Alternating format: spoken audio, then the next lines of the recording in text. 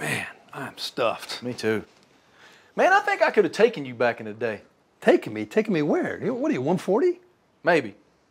I had some game. You're talking about flag football, right? Nope. Paper. I'd whip your tail in paper football. You carry around a paper football? Every day. I don't leave home without it. Kick it off, big boy. You're on. Eckridge. Get Saturday done right.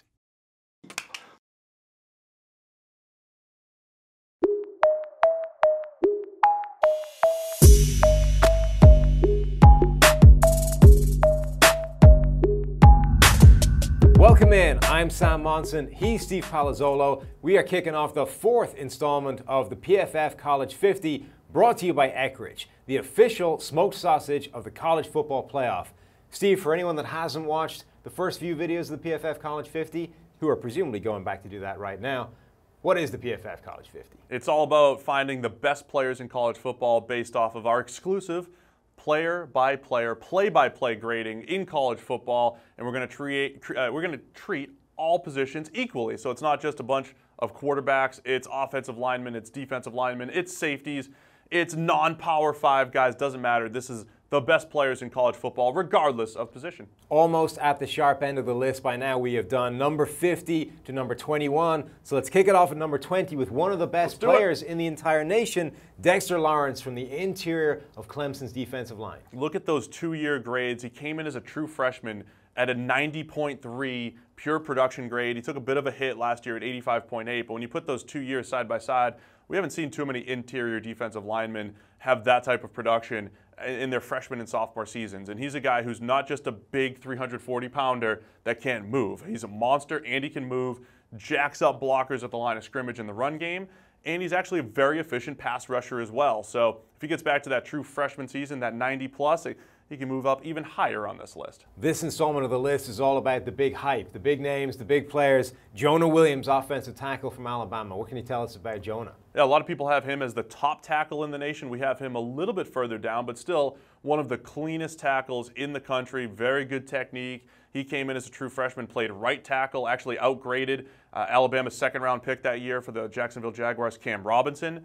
So he was better than him as a true freshman. He took a bit of a hit last year, but still very clean in pass protection and a smooth run blocker. He's powerful. He moves well when he gets to the second level. So 2 very good years of grading for Jonah Williams. Number 18, we have a quarterback with some spectacular PFF grading. It's Will Grier from West Virginia. Why does the grading love Will Grier so much, Steve? Well, the deep ball. Look at those deep passing numbers. Thanks for sliding it over for me. Appreciate it. Over 1,500 yards on deep passes last year. He took to the West Virginia scheme extremely well because he hadn't played football in a couple seasons.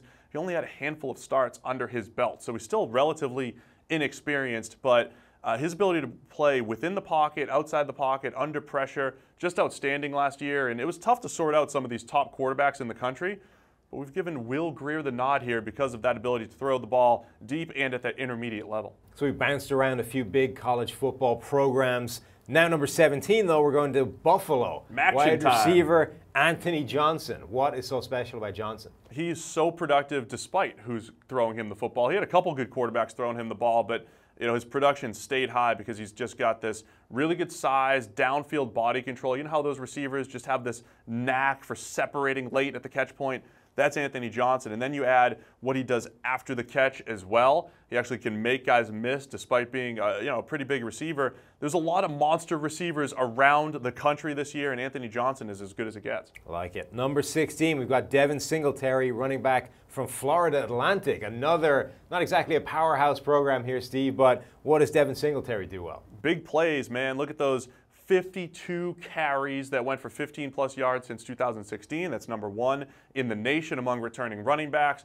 He's just got this short area quickness, I think, that shows up on tape. His ability to make guys miss. I mean, we're big on separating running backs from their run blocking, and Singletary has been outstanding in that regard, maximizing what the offensive line gives and then turning that into big plays as well. Number 15, our highest graded returning safety in the entire nation, LUKAS DENIS from Boston College. It's tough for safeties to duplicate interception totals year over year, so he might take a hit there this year, but he just got his hands on so many passes last year, always in the right place at the right time. But a lot of that is knowing where to be too. So he's a very good deep safety. He could play single high, he could play two high.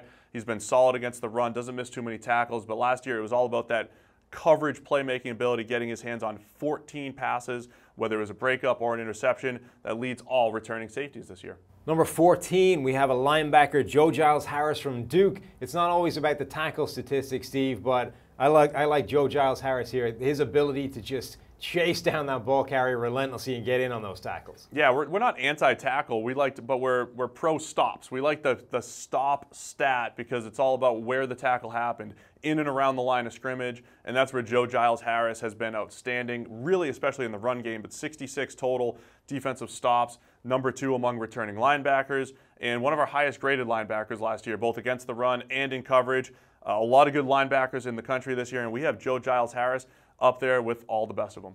Number 13, we're heading back to the offensive line, this time with Bobby Evans, offensive tackle from Oklahoma. He played opposite third-round pick Orlando Brown, who was a rumored first-round pick, just a monster at Oklahoma. And Evans was just as productive, if not better, from just a pure grading standpoint. He's got 2 good years of run block rating. He improved greatly as a pass protector last year, only 12 pressures allowed last season in the Big 12. Expecting another big step forward for Evans. We see offensive linemen continue to progress a lot of times throughout their career, and what Evans has done for his first 2 years really bodes well for this season. Oh, I didn't do it again. There's his line. Sorry. Look at that, 12 pressures. There he is. Let's go. Number 12, we are going back to the well at a stacked wide receiver group this season. It's N'Keal Harry, wide receiver from Arizona State, Steve. Another monster receiver. He really caught our eye first as a true freshman 2 years ago. Unbelievable catches at the catch point, so he makes the spectacular catches, but he's also good after the catch as well. We saw the 12 forced missed tackles, number 2 among returning Pac-12 wide receivers. Harry's getting a ton of NFL attention, potential first-round guy. So I think it's that ability at the catch point and after the catch that makes him the total package. And at 11, rounding out this installment of the PFF College 50, it's linebacker TJ Edwards out of Wisconsin. Love these linebackers, man. They're all over this list. And we gave Edwards the nod over some of the other guys because he's good against the run, but he is really, really good in coverage. And the Wisconsin linebacking core, maybe the best in the entire country. Edwards is a big part of that. Every time he's been on the field the last couple of years, graded extremely well. Last year took his game to the next level. Look at that passer rating when targeted, only a 38.9. I don't always like using that number for linebackers, but it's usually up in the hundreds. You know, yeah. They give up a lot of easy catches, but he just gets his hands on passes, breaks them up, and limits yards after the catch, makes him a special player. Passing game has never been more important than it is now. That's why a guy like Edwards is so high up this list. That wraps up the 4th installment of the PFF College 50, brought to you by Eckridge. Don't forget to pick up Eckridge smoked sausage at your local grocery store for this weekend's tailgate or homegate party, and make sure to visit eckridgefootball.com for great game day recipes. And don't forget to enter their season-long $1 Million Challenge.